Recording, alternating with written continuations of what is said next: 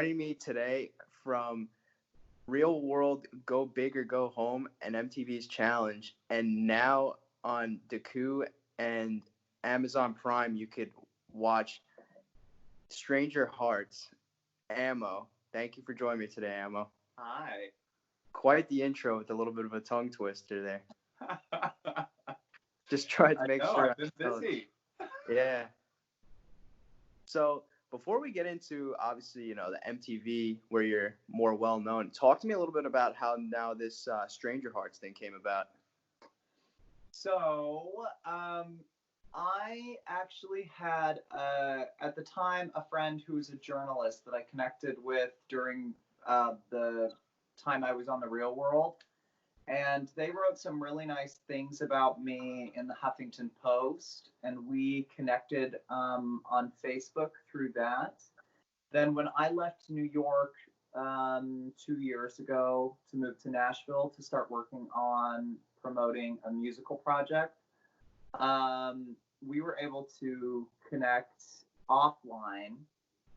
And his name is Kevin James Thornton. He's fantastic. He's actually produced several albums of his own, a feature-length film, and now he just finished his second TV show. And we got together and we really clicked. And he brought up the idea of doing this TV show to me. And I had several years of acting previous to all of my time on TV. So it was something I was excited to get back into. And then lo and behold, it got picked up by Amazon and Deku. And yeah, so please watch it. We're really proud of it. And it actually turned out really, really great. It was all filmed in Nashville. It was all made using local talent. So yeah, very exciting. Now, was that anything, you getting, noticed for that? Was that anything that had to do with anything related to what you previously did on, MTV, or was this completely like? I think, I mean, everything that I've done, it has kind of led to the next thing. Like the Real World led to the Challenge, and then I think that the notoriety I was able to garner, even with as limited as it's been, has helped position me to be at least recognized for, I guess not recognized, but to be at least vetted for other projects. I think I occupied a pretty unique space on both of those shows where for a lot of people that do these shows, it's not like it's being written for you, but I mean, a lot of these people aren't really brainiacs. And so production does have to kind of coax them along with what they want to happen, how they want their character to act. Thankfully, like me as a person was entertaining enough on both the Real World and the Challenge, so they didn't have to like coax me, they didn't have to give me lines, they didn't have to create narratives for me. I just decided to be myself. And then, I may not have ever received kind of the like widespread acclaim or acceptance that someone like some of these other characters on the show have, but I also was never looking to be a career real like reality television star. So I like where my career's gone, and I am grateful that it has taken me away from reality TV in large part because I thought the process was brutal. Yeah. So now getting back into the reality thing. So before going on to the Real World, I read, and correct me if I'm wrong, you were a part of like a Mormon family, Mormon church. So like MTV was like completely, non-existent for you. Like you weren't able to really, watch that stuff growing up. So talk to me a little bit about like what you were doing before, going on to the Real World, and what kind of led to that point. Okay, so previous to the Real World, I was attending BYU in Provo, Utah. It was very Mormon.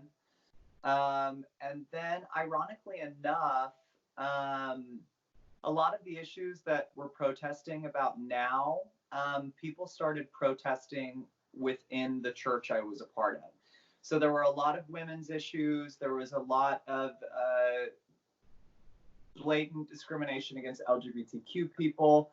And then the Mormon Church has like a history of systematic racism that is pretty easy to find if you go and look for it. And I myself, I think, was kind of starting to understand my passion for activism. And as I started researching and learning about the church that I had been a part of, I was like, oh, this is not, I don't like this.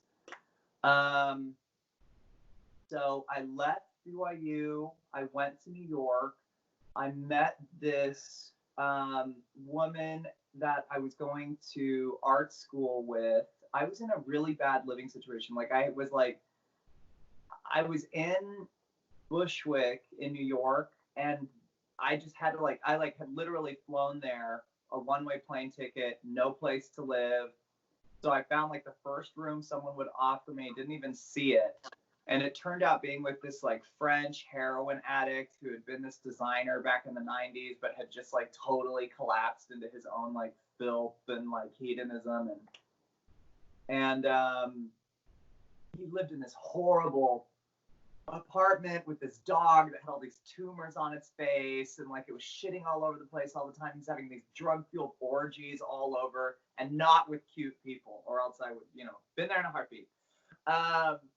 And I was like, this is horrible. And I was telling this woman I went to school with about it, and she was like, well, you could come and stay on my couch for a month. I can help you find an apartment. She lived in New York for a long time. And then we ended up sleeping together, and kind of in our post-coital conversation, she was like, have you ever thought about being on reality TV? And I was like, no. I mean, because I'd never even really watched it growing up Mormon. And she's like, I really think that you should try out for this show called The Real World. They like always are doing things with people like you who have these like really weird backstories. And I was like, yeah, I mean, whatever. So she ended up like taking some pictures of us in bed together and like doing a little write-up. She's an amazing copywriter. And she sent it to MTV, and like they literally walked me onto the show. I mean, I barely had to interview. It was pretty quick. So I never even applied, which is one of the weirdest things about where my life is now. If like I hadn't had met this woman, who's still one of my really good friends, if we hadn't slept together, if I hadn't told her about all of these things, like I never would have been on the show. And then there we were. Wow, that's definitely, interesting, considering most of the people that I've, done podcasts with, and I asked them about their process, it usually you get, obviously different stories as to like how they got, noticed, but mostly for the most part, it's been, oh, I go to this meeting, I had this Skype call, I had like 6 different meetings, all this paperwork.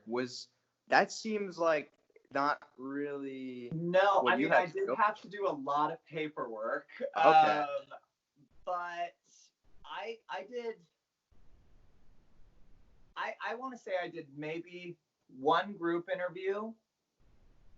And I remember I was in this room. So first of all, so stoned. Because I was like, what are they ever going to want with, I'd never seen The Real World. I didn't really know what they were looking for. But I had this idea of what I thought MTV was, which was more of that kind of like Floribama Shore, douchebag jock guy. And at the time I was still identifying as a man, and I was like this skinny little hipster, like with a beard, running around Bushwick, and I just was like, there's no way that they're gonna want me on this show. Like I'm just like not what they're looking for. So I didn't take it seriously at all. I got so baked I could barely, I got lost on the way there on the subway, missed my stop. I was late. And then I walk into the Viacom tower or whatever, and they usher me up, and I was in this room just full of all these people that were so desperate to be on TV. I mean, it was seeping out of them, just people that had these crazy backstories and were wearing these crazy outfits and trying so hard to be interesting. And I was so high, and I just was sitting back what is going on? Who are all these fucking assholes? And So I just didn't really participate. Like I literally just like sat there and like cracked jokes and like dicked around with the producer, you know, because she was like cool and hot and like was honestly the most interesting person in the room. So I was just shooting the shit with her, baked as fuck, and then lo and behold, she was like, "Hey, I really like talking to you today," and I was like, "Are you serious?" And she was like, "Yeah." And the next interview I did was the B-roll footage that they used on the show. So it was like boom, boom. Wow. Yeah. That is so funny. And they had me film. I didn't even submit the tape. They had me film that after they already told me it was on the show. Oh wow. So was So, that almost like a just do this for the sake of, you know? honey, everything about these shows is just do this for the sake of the show. There is nothing real about the real world or the challenge, as much as the fans I know like to believe it's a reality TV show. There's a reason why your favorites get to the end every single time, and it's not because they're great competitors. You're telling me that they bring Jemmy back every time because she's an amazing competitor? No! Get real. Right. There are people, you know, like Cara Maria. God bless her. Y'all give her so much shit. But she is an incredible athlete. She trains all year long just so she can go to these things and kick ass. Laurel does the same thing. Laurel is an exceptional athlete. I mean, some of the guys are, I would say, athletic, but they all kind of follow the CT trajectory where when you make a career out of alcoholism and buffoonery, you know, inevitably, that's what I don't really understand about like longevity of these shows. But then I see people like Johnny who have like really made this into a career. And like, again, Johnny is another person that everyone gives so much shit to, but he is an incredible businessman. Yeah. And he understands that they don't keep heroes around on the show. They keep villains around. And that's why they've kind of transitioned Cara into being a villain.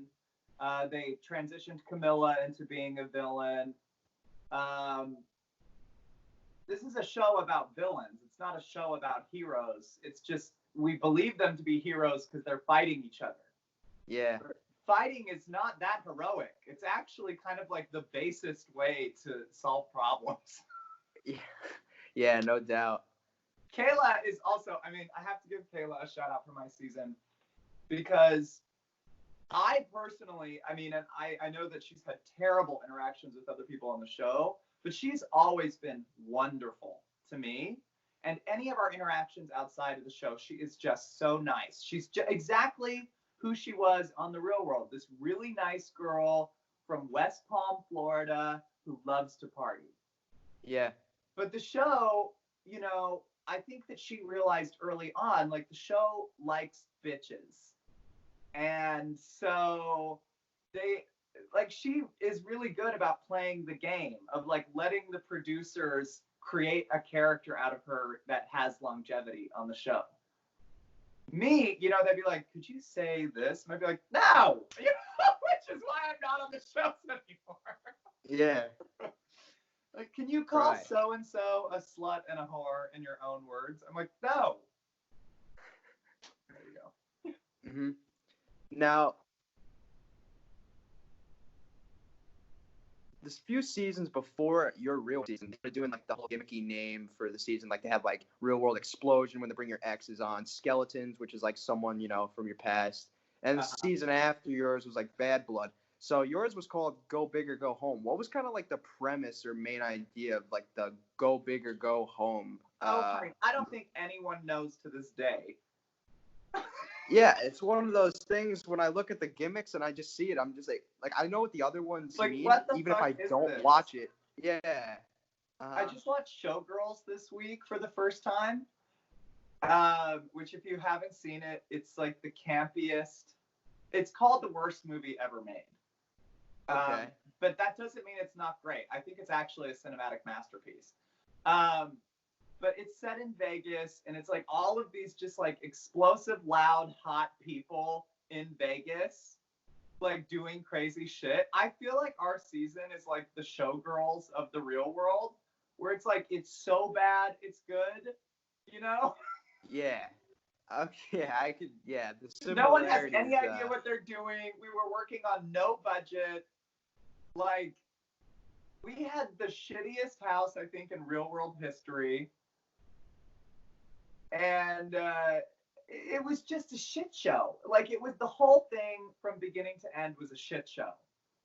No one had any idea what we were doing. No one had any idea Right. where we were Yeah. going. Like the producers were making it up as they went, just like trying to introduce all these gimmicks to make it like more watchable.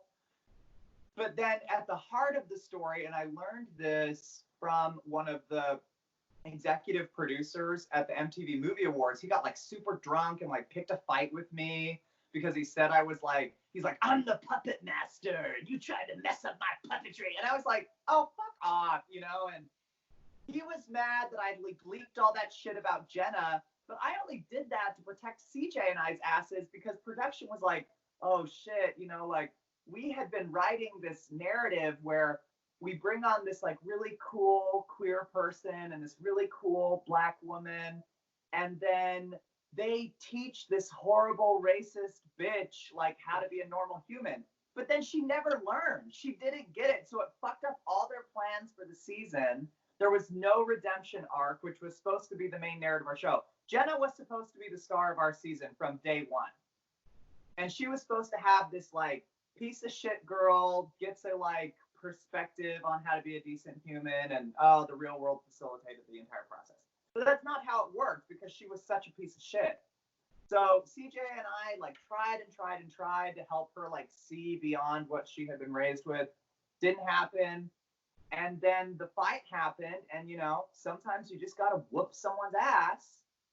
And CJ, you know, was the one who decided to do that, which makes sense because she had the most grievances against her. But honestly, I mean, if I was black and someone spoke to me the way that Jenna spoke to CJ and Dean, I probably would have thrown her off the balcony and made it look like an accident. She was an asshole. Right. CJ, I think, is just a little bit more direct than I was. You know, she thought, oh, let's just go straight for it. But Jenna also provoked as much. So I feel like that was just really, really sloppy. And it was a violation of our contracts because in our contracts it said if you push someone or hit someone, you're kicked off the show. But they knew that if they let Jenna keep pushing CJ, eventually hands were going to fly. So they broke our contract, allowed Jenna to stay in the house, and then of course CJ beat her ass, as she should have. Mm-hmm. Yeah, because we talked about just before how you said the season was a little bit of a shit show. I was basically gonna ask you like, because your season isn't really perceived like super well in regard as like one of the best seasons. Do you think that's like a rightful placement? Well, yeah. I mean, a lot of that is also PR, and Black Twitter called for a boycott of the show because of the way that CJ was treated. We had really bad press right off the bat because of what I had leaked about Jenna. And like America is evolving. I think we're sick of seeing people be racist and homophobic on TV. Like we experience it enough in our real lives. We're not entertained by it anymore. It's not novel. You know, like when we have a president that is saying the same kind of things that Jenna said on TV, you lose all of the escapism that comes with watching television because then the issues that you're presented with in the news and in the media are right there in front of you and you're supposed to be being entertained by them. It doesn't work. I think that's why they got rid of the real world was because it's too real for people. Right. You know, the challenge, they've almost entirely eliminated all of the kind of like gender, racial, and sexuality based drama in the show. It's all about rivalries. And that's been done very intentionally because, you know, like people have been racist on these shows forever and ever and ever and ever and ever. I mean, that's like part of the show's legacy. And now all of a sudden they're canceling people for being racist on the show when they themselves cast those people to be racist on the show. Right. Like they knew Jordan was a racist. They knew Dee was a racist. Camilla has since said so many racist things over the course of her time on the show. Like these producers know these people are racist. They just don't do anything about it. In fact, they're proactively finding those people to come onto the show and cause problems. But it's not until the fan base is like, oh, wait, and does like a reality check and is like, oh, wait, I don't actually like this. I don't like seeing people be so shitty to each other based on their race, gender, or sexuality. And then production's like, oh, well, this is completely out of our control. Like, we had no idea these people were racist. And it's like, we did months of background checks. Of course you knew they were racist. Right. I don't buy this bullshit. I feel you. But now I'm gonna ask you, how differently do you feel as though maybe you would have acted on your real world season, or been like, had you been a lifelong fan like some of the other people prior to going on? Okay, so I mean, like, Kayla is a perfect example of how to do the shows if you want to have a career. Kayla has seen every episode of The Challenge, The Real World, and The Road Rules. Every single episode. She knows every single person that has ever been on any of those shows. Which ultimately, if you're on The Real World, you're trying to get onto The Challenge because then they'll bring you back season after season. Real World only lasts one season. So Kayla from day one had a strategy. She knew everything about everybody. She knew exactly how to work the system so that she could be on the show. Very smart. I would argue that most of the people that you see now on the show that are regulars have a very clear strategy. Like, they know the archetypal person that they're supposed to be. They know what fans like about them. They know why people root for them. So they play up that character on their season so that they maintain their fan base and continue to expand it as they are on more consecutive seasons. For me, I just don't care. And I'm not interested in fighting with people for a living. I honestly am okay buying my own drinks. I don't need MTV to like funnel me full of Sky vodka, you know. And so for me, I like did The Real World, and then I was offered The Challenge, and I was like, oh, ugh.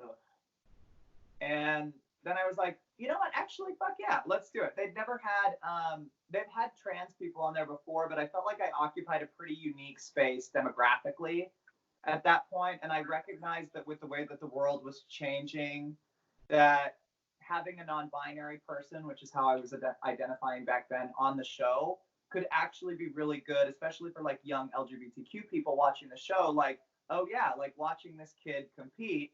And that was what was so great about beating Tony, is that he's like this big, masculine, seasoned competitor. But like, I think that we have this assumption that like LGBTQ people, especially trans women, you know, like, we're weak and we've chosen to transition to being women. So like, that must mean that we're like somehow inherently weak. And that's like lingering misogyny, you know, and the way that it's, like the way that femininity is still oftentimes identified with weakness, which is so fucked. But, you know, for me, like, I'd been a Boy Scout. I had been rafting and hiking and climbing my entire life. I was very athletic. I was my swim team captain in high school. So just because, you know, I was dressing like a woman, it didn't mean that I didn't have all of this experience. But production tried to create this narrative of me just being this, like, you know, fruitcake, which I totally am, but I can also rock climb. And so beating Tony was just such a great moment for me. And I kind of felt like I had done what I came to do, because I knew there was no way in hell they were going to let me win that show. And I think that that's something a lot of people don't think about. Like, they don't let underdogs win the show. And they choose everything. No. And like, if you think about how ridiculous some of these like challenges are, like when you put two people against each other in a match at the end, they call it different things every season, but you know what I'm talking about, right? Yeah. You have the two people put up for elimination, you put them in an elimination round. They already know. They've been interviewing people all week. They know who's going to go into elimination. The producers are keeping tallies. And then if it's somebody that they want to go into elimination, they coerce the conversation to try and get everybody to move them into elimination. And if you're a good competitor, then you listen to the producers because you want them to like you. So then you take the people that they think should be in elimination, yada, yada, yada.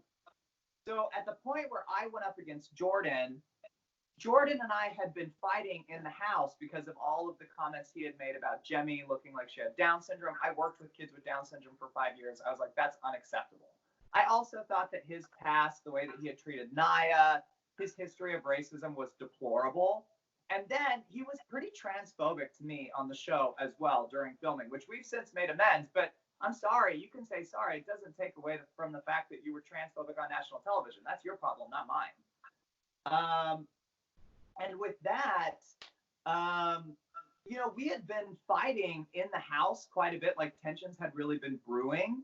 And so they were like, oh shit, now we can get Amo out of here and we can give Jordan a redemption arc.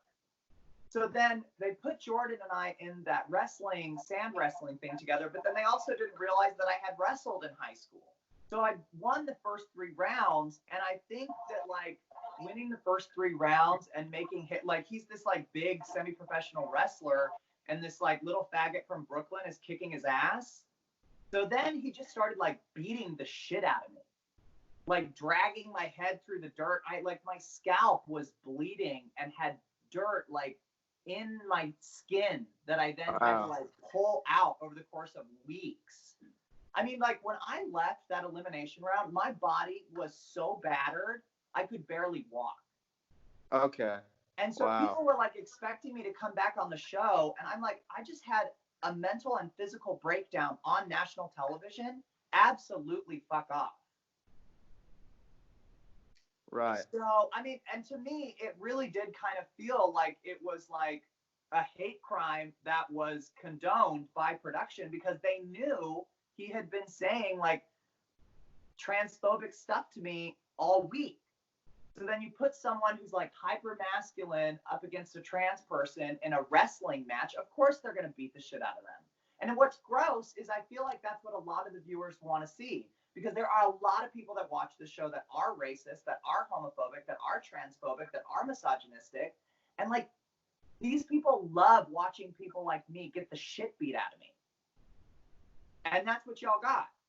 You got what you wanted. I got the shit beat out of me. And now it's like, I tell other, like, and now like we've seen the whole thing that's happened with Simone, where she like posted that expose this week about how she was treated by production and how she was treated by white castmates on the show.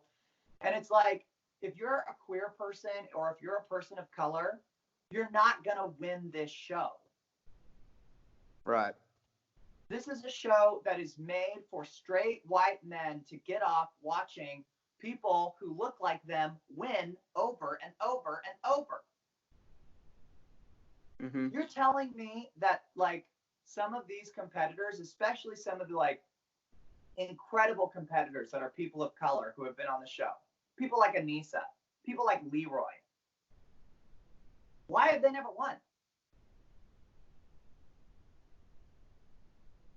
To me, that feels like systematic racism, because I know how much production has to do with who wins these shows.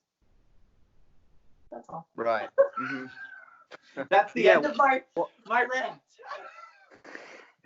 Well, definitely, I'll get into the whole, you and Jordan elimination / situation in a bit, but I want to take it back and rewind a little bit to how, you first started, getting on Dirty 30, and kind of like what your feeling was going into it, because obviously rookies traditionally are like the sacrificial lamb, but not only that, you're also coming, rookies are basically like, you're pretty much one of the only rookies from that season on Dirty 30. So what was your feeling coming into that? And also, kind of, what was your dynamic with Kayla like, considering, you both were, she was like the one person there that, you did the real world, but also she took more so the backlash from, your leakage that you pulled on the season. Yeah, I mean, she and I have stayed friends. I mean, I still talk to her regularly. Like, aside from us having a professional background in common, I genuinely really like her. And I think that when we got on the challenge and she like didn't invite me to be on her team, I took it really personally. But she then pulled me aside and was like, hey, will you chill out? We're on a TV show. It wasn't personal. And I was like, oh yeah, because you forget sometimes in this like world that they create for you that you're working, like it's a job. You know, it really isn't personal, it's your job. Right. You're there for a paycheck, and that's it. Uh-huh. And I just kind of have decided that, like, I like to be paid for things I like, you know? Right. Like, Kayla loves it. It's a great job for her. Mm-hmm. I don't. And I think you see castmates like Cara, especially, who's like now taken time off, who like no matter how far you get, I think there is a point in there, unless you're a total fucking sociopath, which props, but where you're like, I don't know if I want to do this right now or if this is like the best choice for my mental health. So I really celebrated like Cara taking time away from the show because she makes good money, she has work on the side, she's in a relationship that makes her really happy. So I was like, take a break, take a fucking break. Right, yeah. So who do you feel like you kind of resonated with most upon coming in? Because it seemed like you and Cara kind of like got I along love real Cara. well this show. I really, really love her. I love Tori Deal. She's amazing. I would say Cara, I talk to several times a year. I try and just like, because we really clicked on the show and she was so good to me, we try and maintain a friendship. And I really value that relationship a lot. Tori, I talk to more frequently. She's just more a part of my life, and we're more similar in age, and I just really like her. Um, Kayla and I talk regularly. I probably talk to her the most. I still talk to CJ and Sabrina and Dion from my season of The Real World semi regularly. Um, I still think Anissa is hot. I mean, Right, yeah. Yeah, she's the only. I mean, like, she was the only person I fooled around with on the show, and she's still the only person I think I would sleep with in the entire franchise, unless we're including Are You the One, in which case I would have sex with literally anybody on that show. The bye season, you know, because preferably it would be group sex, and then we can involve more people. Right, right. I love Remy. I think Remy's a friend of mine, but I also think he is like so hot. Yeah, and I don't know if you've seen it on Twitter at all, but Anissa this season's been like, oh my god, like some of her reactions, like facial expressions to some of what's going on, have been like breaking the internet, dude. Oh, she's amazing. She's funny. She's gorgeous. She's very smart, and she knows herself. Which that I think was what I thought was the sexiest about her. Is of everybody on these shows, you have so many people who have no idea who the fuck they are because they've been doing it for so long that they've kind of just become who the show wanted them to be. Anissa is one of those like unique people in reality TV who I think has maintained some semblance of herself, which I really respect. Yeah. Because that sometimes gets lost in like, reality TV. Like sometimes people lose sight of who they are and, just try to. Yeah, the grand almost irony become being a that character. you call it reality TV and you lose all sense of reality being in it and watching it. Right. So taking it back to like sort of what we touched on before with you and Jordan, kind of you kind of brought up something we kind of didn't really get to see because they didn't really they didn't show at all you and Jordan previously, before the elimination. What went with you guys? So kind of, Well, we got in a fight based off of his comments about Jemmy, which were entirely disparaging to Down syndrome people, which I think any kind of ableism, especially on television, it's as disgusting, if not more disgusting, than disparaging someone for their race or their sexuality or their gender. Like, you're going to go after someone for a physical or a mental handicap? Gross. So I thought that was totally inappropriate. And I called him out on it. And I think that he was really offended and really drunk because specifically someone like me called him out. I have a very strong personality, obviously, and I found that like the further I've progressed in my transition, the more I appear to look like a woman, the more like my mannerisms reflect those that are typically more associated with femininity. Um, when I talk back to men, which I love doing, they're like, "Bitch, what?" And I think that was kind of what happened. You know, he's like, "Oh, I mean, I remember he said, you think that you just because you run around here dressed like a woman that you can say whatever the fuck you want." And I was like, "Oh, fuck off. I can't say whatever the fuck I want." And I just looked at him and I was like, "If you really want to start being transphobic on the same night that you've insulted the entire Down syndrome community, go ahead and ruin your own fucking career, because I'm not going to fight with you." And he was like, "Oh, no, this will never ruin my career. You're just a fucking bitch. You have no idea." And I was like, "Okay, fine."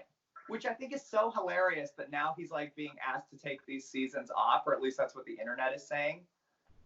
And I'm like, yeah, well, at some point in this country, we were going to start holding people accountable for being ableist, racist, transphobic, homophobic, misogynistic. And I think we're going to start seeing a lot of, especially like straight white men in these reality shows, get their asses checked because like the internet is not doing this bullshit anymore.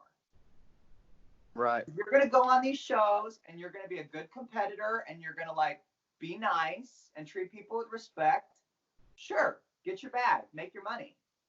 But if you're going to build a reputation off of impersonating a black woman and then personifying her as a monkey and then using the N-word in one of the most controversial instances of racism in reality TV history, you had better believe that if you continue doing reality TV, at some point the internet is going to come for you. And I think that's what's happened in that situation. Right. But talk to me about the elimination itself, because not only was it very close and a lot better than, maybe most people expected going in, we're talking about potentially the course of challenge history changing with this, because not only does he go on to win that season, he's a 3-time, winner of the show. So we're talking about a drastic change in the course of the history of the show if you win that. Yeah. Yeah. Tony has obviously never won, but always has brought back they did not expect me to win that elimination, obviously. Mm-hmm. I think it was the same thing with Jordan. And honestly, if Jordan hadn't started beating the shit out of me, I probably would have won. I mean, I grew up really Mormon, and fairness and morality and rules are very important to me. And I also am not interested in inflicting pain on people. The challenge was pull patches off, not beat the shit out of someone. And as far as size goes, there was no way I would be able to do that anyways, even if it was a part of who I was. And so, I mean, honestly, as disappointed as I am with how that elimination went between the two of us, I'm most disappointed with how it was handled by production, because I was very clearly having a mental breakdown. I had been violently sexually assaulted several months previous to the show. They were very aware of the fact that had happened. They still invited me to come on. And then the night before I left for the show, I was pretty violently sexually assaulted by a homeless person right outside of my apartment. And I remember I called the casting director after I had got home and called the police, which can't call the police anymore. But I called the police. They had come over and all of this shit had happened. And I called the casting director and I was like, "Hey, this guy just mugged me and kissed me while he was mugging me on the side of the road in front of my apartment. And I'm really upset." And they were like, "Yeah, I mean, you want to come or not? You got a plane ticket." And it was kind of at the time, I had been so devastated by this assault. It had been really hard for me to work. It had been really hard for me to eat and get out of bed. I mean, I was violently assaulted by someone I was dating in New York. And I was like, I feel like this is kind of my only out, which I feel like is something that they do on these shows. They find people who are in really bad situations and come from bad circumstances, and then they exploit the shit out of Right. them. And for me, I just said yes, which I take full responsibility for, and I went. But then, like, Jordan is on top of me, beating the shit out of me in the exact same position that this partner had assaulted me in, not even, what, 7 or 8 months previous. And I just totally blacked out. Like, I don't even remember, I think the last 2 rounds, I was totally dissociated. And then I collapsed. And I have these like flickering memories of coming to, like when someone's like pouring water on my face or taking my clothes off of me because I was hyperventilating. I have a memory of being loaded into a car. I don't know if it was an ambulance or a pedestrian vehicle. And then I have no memory for like 3 hours. And the next thing I remember is being in a shower. I have no idea how I got there. I have no idea who I was with. And I'm like covered in blood and dirt. And there was no going back after that. That was the end for me. I've come back to do diversity panels for MTV. And I've considered, now that I'm trans, the option of going back just to show people that a trans person can and should compete on this show. But at the same time, I also know that given how, frankly, stupid so much of the fan base is, I think that's the only way to describe willful ignorance in 2020. Like, if you're racist, transphobic, homophobic, misogynistic in 2020, and you just are too stupid to use Google to become more well-informed, you're an idiot. So I don't feel bad calling those people idiots. You're idiots, not you, but those people. For me to go back on that show, it would be such a press and publicity nightmare for me, because so many people who watch the show would be like, oh, well, she shouldn't be allowed to compete with these other female competitors because she has a biological advantage having been a man. And I think that's hilarious, because I would never want to compete in an elimination round against Laurel or Anissa or Cara. They would kick my ass. They would kick most of the men on that show's asses, if not all of them, which is why those men are scared of them. Laurel could literally kill anybody she wanted to on that show. She is strong, she is smart, and she's so I think she's fucking cool. We've met outside of the show, obviously, but she's like one of my longtime crushes on the show too. I love the girls.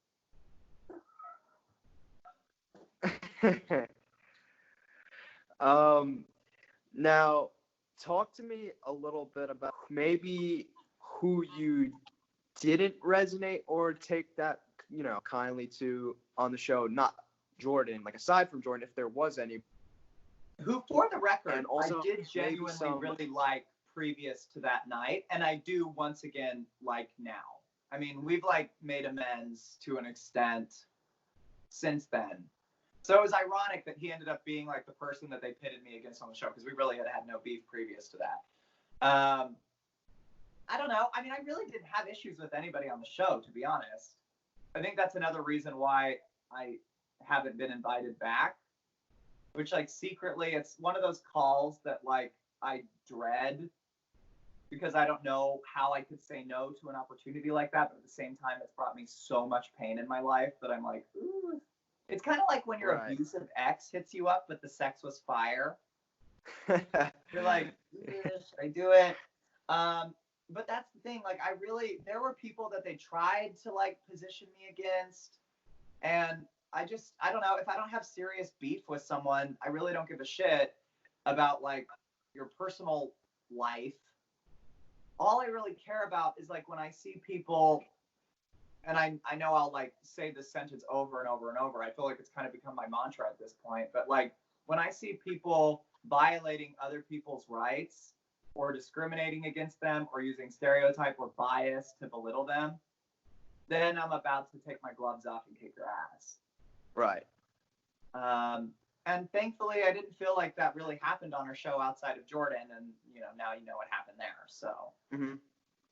Now, what about anything, that wasn't seen? More specifically, were there any unseen, hookups on Dirty 30? Because I know a few weeks ago, Amanda had said something to, I think it was Zach, about Jenna and Tony, happening. I don't know if it was during Dirty 30 or like at the hotel before it, but I was just. I mean, the only one that I know that I'm sure they've censored other ones, but like, Anissa and I like went back to my room together and we ended up like fooling around. I don't think we didn't have sex. But also, what is lesbian sex? That's a hard one to answer.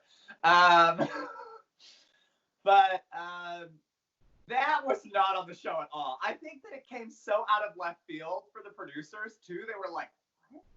Right, because she's queer and I'm queer, and now that like I've transitioned, I guess it makes more sense for people, or it might make more sense for people. But she also, I think, there was in some kind of relationship at the time, so we didn't talk about it in our interviews because I was trying to protect her. Okay. But yeah, I mean, that was totally cut all the way out of the show. They were like, what the fuck? Right. She's awesome. I'm like sitting here like filled with melancholy because I remember when I met her, I was like totally wet. I just was like, oh my God. I thought she was so hot.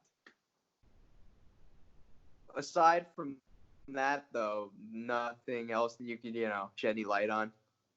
No, but then again, like I said, I really don't pay attention to other people's business. I'm like focused on what I'm doing, how it affects other people, and how it benefits my life in the future. And so when I see people doing like dumb shit around me, I'm like, Right. I really don't know if I've seen people do hella drugs off screen. And I won't tell you who, because I heard something about that. But actually, people do mad drugs off screen on this show. Yeah, I heard something on one of the shows. I don't know if it was Dirty 30. It could have been a different season, but I think Jordan had like purchased, weed, and then people were doing that on a balcony or something like that. I can neither confirm nor deny that.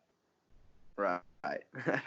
But if I also don't consider marijuana to be a drug, I mean, I literally was going to smoke before this, but then I was like, I'll probably say things, like speak freely anyways. I really don't need any kind of social lubricant to like say what's on my mind, obviously. But no, like people did mad drugs. I mean, like Dion on my season of The Real World, I was so mad because they told us like, oh, if you do drugs, we'll kick you off immediately. He was like doing acid and blow and mushrooms and Molly. And like after the show, I was like, are you fucking kidding me? And like, you know how Dion got blackout on our season all the time? Yeah. Now I realize that's probably because he was crossing all of these different substances. He probably didn't remember that hookup with Kayla. When she said on the show, he's like, I really don't remember it. And she's like, fuck you, you're fucking misogynist. Like, we made love. And he's like, no, I really don't remember having sex with you. And I looked back on that and I was like, he was probably like not just cross-faded, but like triple-faded, like he probably had done some pills, done some coke, drank, smoked, and then all of a sudden there's like a warm body in bed next to him. Like, I don't know about you, but like if someone is saying like, yes, please fuck me, and I'm super fucked up, I'm always waiting for consent, but I really don't care who it's with if it gets to that point. So yeah, I think that's what happened with Dion. In defense of Dion. Because Dion and CJ should be on the challenge by now. They are the best. That was going to lead into questions I was going to ask, because what's like representation of your season on the challenge? You did one season, and then Kayla's obviously, she's on this, she was on this season, and she's obviously done a fair amount of, her shows. But I was going to ask you, who do you feel would have translated best, or would you have liked to see on, the challenge from your real? Oh, definitely Dion and CJ. Definitely. They're both great athletes. They're great television. I've seen a lot of things from fans in different like forums and stuff where they're like, what the fuck? Like, especially CJ, they're like, why is she not? I think that MTV is honestly just scared to bring her back on because she was so controversial. But like, they've brought both Naya and Jordan, or Naya's been invited, and Jordan's been on so many seasons, and like they brought Camilla back so many times. Right, yeah. So I think that that's also kind of racist. I think it's some systematic racism in place, absolutely, because they bring back controversial white people. I also thought, and I will just say this, I don't know D. I don't really care to like read more hate speech from people right now, so I didn't really pay attention to that whole scandal. But I did think it was frankly disgusting that MTV has all of these white people on the show who have been like, who have made being racist a part of what has allowed their career to continue. Because there are a lot of people that watch this show, as we learned with Jenna on my season, who support that kind of behavior. And these people know that. Jenna knew that. That's why she kept being so racist on her show. She's like, the South will love me. And a lot of people in the South did. But I felt like that was in poor taste on behalf of MTV to like focus all of this media scrutiny on D, who like herself is not one of the like straight cis white men who have made entire careers out of being like knowingly misogynistic, racist, transphobic, homophobic. Right. So once again, good job MTV. I don't know why we keep trusting MTV to like be the people who like set society on track. I know. Their biggest show is Teen Mom. It's a show about teenage rednecks getting pregnant. This is trash. We have to know that, right? Yeah. Now, what are your thoughts on the challenge pulling from a larger casting pool now, more specifically Big Brother, the UK, and other shows like that? And now, after you answer that, I'm basically going to pose a question to you. What show would you personally, could you see yourself liking being on? I think the only thing I would do now is if they did a show kind of like, do you remember MTV True Life? Yeah. Where it was like singular episodes that just kind of gave you insight into like everyday people's lives. Something like that. My house is pretty sick, so maybe Cribs if they brought it back. That would, well, I really don't know. I mean, aside from that, I just feel like so much of the material that's on MTV is like intentionally exploitative. You know, like if you notice on the shows, you're not ever getting like really well-educated people who come from strong family backgrounds. That's not who ends up on this network. Right. They're intentionally bringing on people that are damaged, that are abandoned, that are exploited. And I just think that's not just poor taste, but I think it's bad TV. You know, that's why I think like Netflix is probably going to start taking over the reality market, because if you've watched any of the Netflix reality shows, they're fucking awesome. Yeah. Yeah. Did you watch what's it called? I shamelessly, I have not watched reality TV in years. Like, but then we're in quarantine and they did that show, the one where you get married the first time you see him, like Love at First Sight or whatever. Yeah. Or Love is Blind. Yeah. And Too Hot to Handle. Admittedly, I fast forwarded through a lot of the fodder, like the people that I don't give a shit about. I was like, nah. But like, I fucked with Love is Blind. I thought that show was brilliant. It was like The Bachelor and Black Mirror. Yeah. I would be on a show like that. That was fucked. And it didn't exploit anyone's like background. The only person that it really exploited was that girl Jessica, and she was such a holy piece of shit that like watching a reality show finally turn the light on white people's bad behavior, I was like, ah, you know? Instead of like creating all these stereotypes like, oh, angry black woman, crazy gay person, damaged trans person. Like, those aren't real. They find those people to perpetuate those stereotypes. But one thing I know is real is a Karen. And they found the hottest Karen in America in that fucking chick. What was her name? What was her name on Love is Blind? The horrible girl. Oof. Don't even remember. I'm glad I don't remember. But yeah, fuck her. She was a piece of shit. So I take it you're not a huge fan of them pulling from Big Brother in UK, or are you just impartial to it? I'm totally impartial to it. I'm really glad actually that they did, because there are some people like Natalie who I never would have been exposed to, introduced to, had it not been through the Big show. Brother? Yeah. And I love Natalie. So I guess I'm okay with it just because of Natalie. So thanks, Natalie. Yeah. Thanks, MTV, for giving us Natalie. Yeah.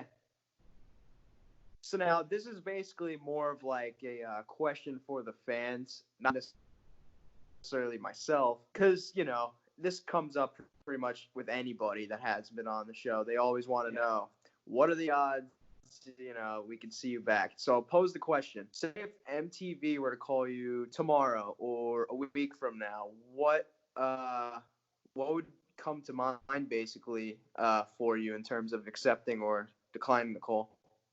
If they did a season where it was kind of like, they've done seasons in the past where you got to bring on like a friend or a family member, and that was your team. Yeah, that's the Bloodline season. Yeah. Uh-huh.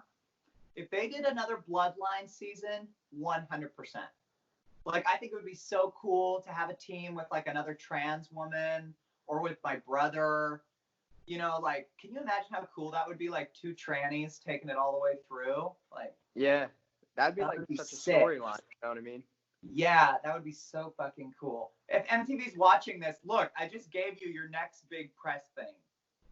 So, yeah, but like that, I think would be sick. That's the only way I would do the show. You know, I would never go into one of these shows by myself again. That was naivety on my part. Okay. Yeah.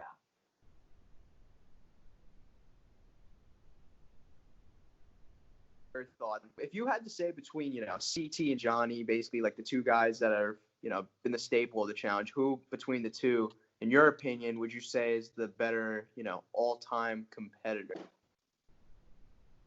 Oh God. I don't know. I really don't think I could answer that question. I think that Johnny just represents a different generation. CT is like here, then you have Johnny here. And honestly, I think Kayla represents like the next round of like career reality people. I've never met anyone who was so good at the game. And not the game of the challenge, like the game of being on reality TV, because it is a job. And I don't think there is anybody who has done as many consecutive seasons as quickly as Kayla has. You know, I mean, like, maybe there are other people that have done more seasons than her, obviously. But if you look at her career trajectory, she's like boom, boom, boom, boom, boom, boom, boom. I think that's what I think is really cool about Johnny, is that he's like very clearly created a character and a market and a demographic, and like he really does show up. Like, I thought that was so cool that he did that booth at DragCon last year. That is so brilliant and also so fucking cool. Thank you, Johnny, for that. And CT had a cousin that I think was LGBTQ in some capacity. And so he was really, really good to me on the show, and I really appreciated that. So instead of comparing or disparaging, I guess I'll just say I think both of them are great, and I'm very happy for the success that they've had in their careers. Right, yeah, I couldn't agree more. But it was a pleasure getting to speak with you today, and this was Yes. definitely a ton of fun. I know the fans are gonna like eat this up once this comes out, and I'll be sure to send you the link and let you know when it's out. And I hope you enjoyed it as much as I did. And do you post these to the challenge fan page on Facebook? Yeah.